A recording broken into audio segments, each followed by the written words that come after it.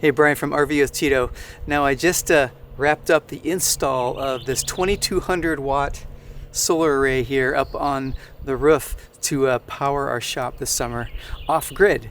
And I had really good luck with using Unistrut or strut channel on the RV to mount and support those really large solar panels. So I thought I'd take a similar approach here up on the roof with some modifications, of course, which I'll go over with you. So I want to start by just explaining why I chose these specific solar panels for this project, and then we'll get into the installation, and hopefully it gives you some ideas for a project of your own.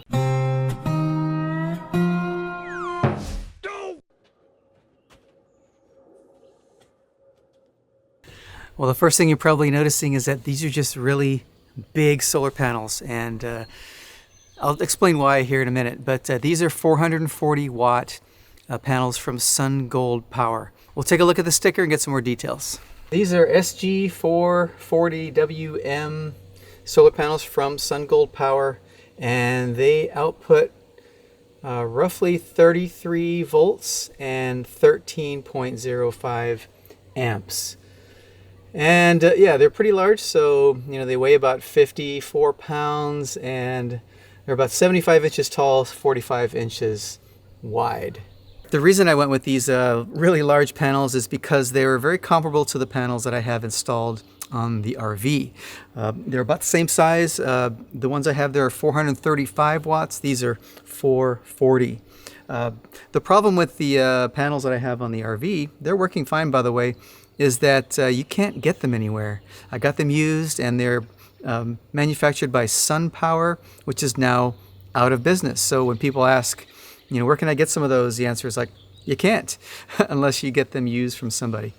So I was on the hunt for some solar panels that I could recommend to others and make them part of my solar off-grid diagram, parts list and all that.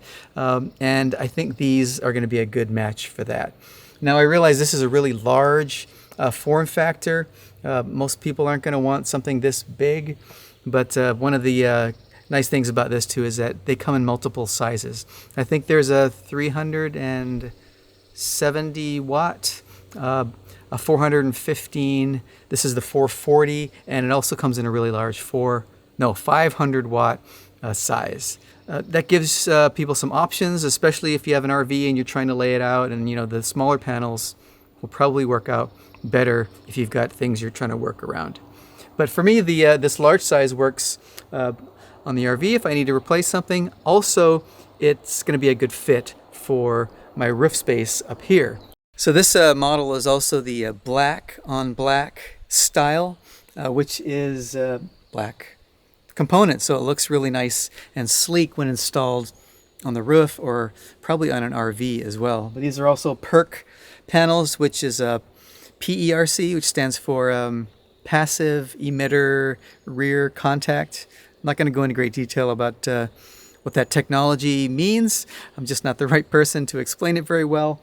The PERC panels have been around for a while now. They're pretty popular because they have a really good balance of performance to cost now. Right now, I believe the price for these runs about 85 cents a watt. So regardless of the size module that you decide on, whether it's the smaller one like the 370 or the 500, if you do the math, it works out to about 85 cents a watt. The PERC panels have some other advantages as well. It has a slightly improved performance over the basic traditional solar panels. So that's good, probably 20 to 21%. Better low light performance. So in the morning, in the late evening, when the sun's low, or if it's cloudy out, this panel is going to be able to pull in more light to convert to electricity, over your standard panel. And these also have really good heat tolerance. So as we know that heat is kind of the enemy for electronics, so as solar panels heat up, they generate heat, and the hotter they get, the less energy that they can convert. So a panel like this can stay a little bit cooler, which means it can have better performance. So for those reasons, this is a really good choice right now for just kind of a nice middle of the road, good quality solar panel, which is why it's a pretty popular panel for a lot of residential and other applications. All right, now the first step of the installation is to figure out, what my panel layout was going to be. And I figured out that I could fit 5 of these large solar panels side by side on that roof area, and still leave space on the top, on the bottom, on the sides for me to move around and clean the roof and service these panels. In order to anchor the Unistrut to the roof itself, I went with these what are called quick bolts. Now what these quick bolts do is they provide an anchor all the way through your roof into your rafters, and creates a waterproof seal on top of your roofing material, and gives you a good anchor with a threaded piece at the top here for anchoring it to something like a rail system, or in my case, some Unistrut. So imagine this is the roofing material and it's sitting on top of the rafter like that. From the inside, I figured out where exactly I wanted to drill, and I put a little hole here. And then from there on the inside, I took a piece of wire and just put a little hook in it and stuck it up like this. So now I could go up on top of the roof, and then I knew that that was right next to my rafter where I wanted to drill, and then just measure over about 3/4 of an inch, and that's going to put me right in the center of that rafter, and then that's where I put my quick bolt.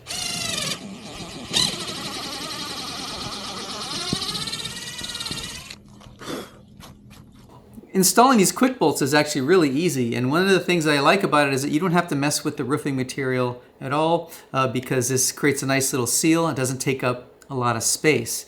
It cuts right through that pilot hole really nice and creates a nice, really solid bond. But to install them, just putting a little bead of like Henry's black roof patching material here out of the tube, just squirt it around here so that when we drill it into the roof, it oozes out the side, and you know that it created a nice little watertight seal. Now to drive these in, you just use a 1/4 inch socket, or what's nice about that is that you can just stick it in and use the 1/4 inch tip of your driver. So that's really convenient. And just drive these in with an impact.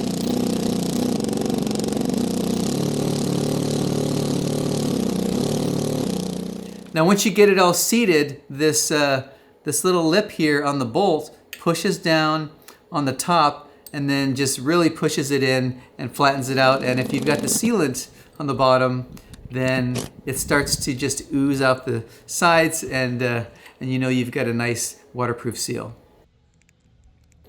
Now with the quick bolts on each end installed, it's just a matter of making a line and then measuring 24 inches from there all the way across, and inserting all the other quick bolts. And once you have it all marked and ready to go, it goes pretty fast. Let's eyeball this.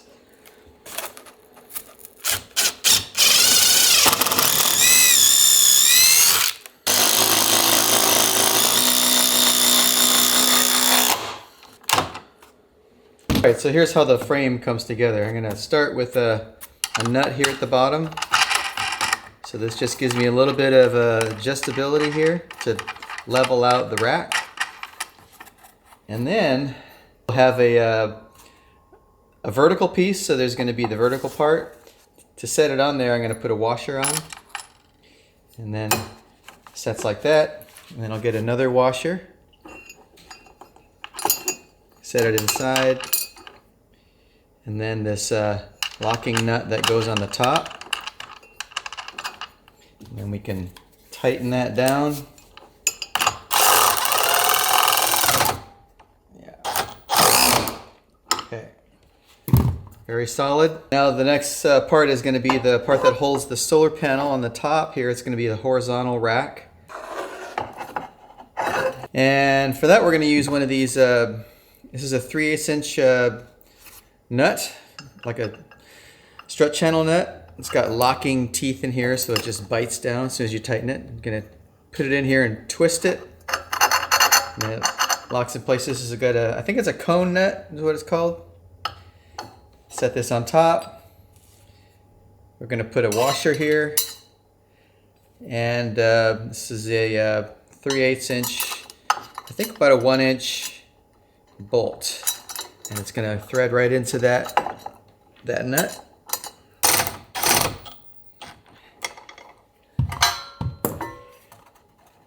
Now when we put the solar panels on, we ordered these brackets to go in between the panels, and then we would use a 1/4 inch nut, and got a bunch of these. Same idea.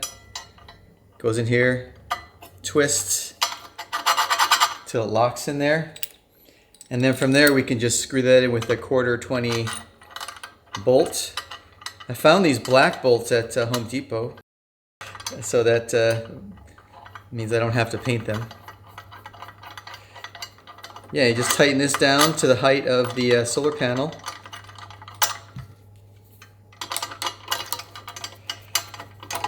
And then just do that all the way around, and that's how we anchor the solar panels down.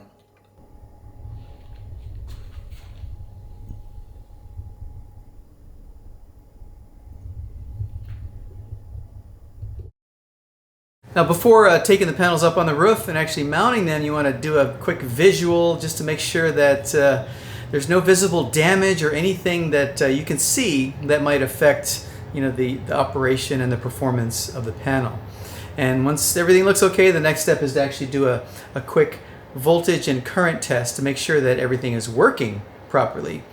All right, now the two things that we can test before the panel's connected to anything are the short circuit current, which is the ISC rating, and the open circuit voltage, which is the VOC. So this is going to be the maximum throughput of this panel under optimal conditions, as long as it's not connected to a load or anything else. So under optimal conditions, we're looking for a current reading of 13.7 amps and a voltage reading of 39.79. Now, if you're testing this in less than optimal conditions, say it's cloudy outside, or the sun's at an angle, it's okay if it's lower. It doesn't mean the panel is bad. What I would do is just compare that with another solar panel or 2 or 3, and if they're all reading about the same, then you're still good to go. Now, these solar panels have the junction boxes in the center of the panels, which makes it really convenient for connecting panels together in series. It's like you just go negative or positive to negative all the way across, and it's the perfect length for connecting these. Now to test them, I've created these little test MC4 connectors with just a little splice on the end where I can connect my test probes for my meter. So I can put my positive in that one, and the negative can go on this side here. So that makes it really convenient for me to test them. I just plug them into the panel here, and then I can take my readings. All right, for my voltage, got 38 volts, which is really good. Now I can test my current. I'm just going to switch this over to the current spot, and then I'll go to amps. It's over 10 amps, so it's like 12.5, which is basically beyond what I can test here. This has a maximum of 10 amps. So if I leave it on there, it's going to blow a fuse in the meter here. However, another way to do this is to just get a jumper, since these are shorter, and just connect both of the ends of the solar panel together, since we're reading short circuit current. And then from here, I can use a clamp meter and clamp it on there, and you see it's reading 12.3 amps. And that's okay to do for a short period of time because the solar panel itself has its own internal resistance. so it's not really causing any damage by doing this. Yeah, see it's climbing 12.7, 12.8. So we're good to go. Now this next thing that I like to do is kind of a little hack, but it's going to help me manage this panel easier when I'm up there trying to get it moved around and in the right position, because it's kind of heavy. It's like 55 pounds and it's a little bit hard to handle, especially when there's a little bit of wind. So what I found is really helpful is to find the spot where you're going to actually mount the panel on the Unistrut. In my case, it's going to be this area here. You know, most panels have these predetermined spots which are really good for positioning the panel. And I'll take that and I'll get this little bolt with a couple of nuts, and I just position it so it's sticking out a little bit like that, and I stick it in this hole and I put a nut on the other end. So this is just a 1/4 and it's a couple inches long, maybe 2.5, can't remember, maybe it's a 2-inch. And then I just snug that down just like that. Doesn't have to be too tight, but it's just sticking out just a little bit. And once I get this up on the roof, it allows me to just drop that in the track, and it keeps it, kind of hangs it temporarily while I get everything situated and figured out and get everything connected. So this has worked really well, and I just leave it in there after the panel's installed.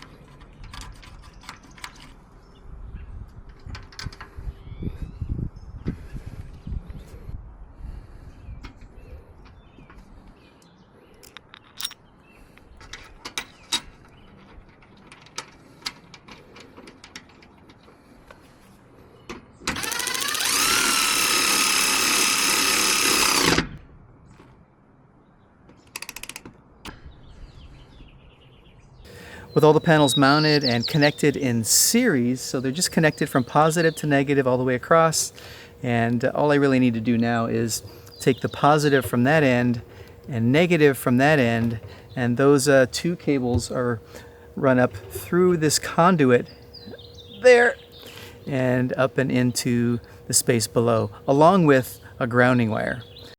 Okay, well, here's what it looks like on the other side of the roof.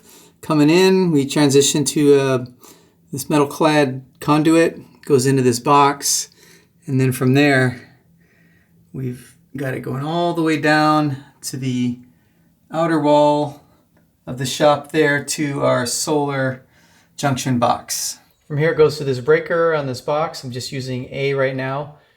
Can turn it off, turn it back on. From here it goes in the wall, and that's where it feeds an inverter or something that's going to take my solar input. So I've been tracking the performance and just observing the characteristics of these panels since I installed them, even like checking the temperature and just looking for hot spots and things, and everything's been operating just fine. And I'm really excited about the performance that I've seen. In fact, it's exceeded its ratings in most cases when it's been a moderately sunny day and the batteries are charging, and yeah, it's been pretty exciting. All right, well, check this out. The batteries are getting charged right now through the inverter from those 5 solar panels. It's pulling in about 160 volts and about 16 amps or so, and that's 2.6 kilowatts, so 2600 watts. Yeah, it's ramping down now, so that's pretty impressive. Oh, there it goes back up again. It's just going up and down because the batteries are almost fully charged.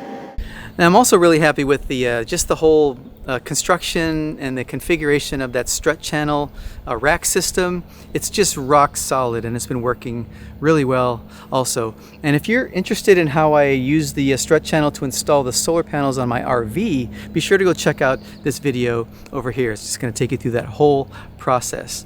But yeah, let me know what you think, and I appreciate you watching this video, and everything is going to be linked in the description below. So I look forward to chatting with you, and I'll see you in the next one. Take it easy.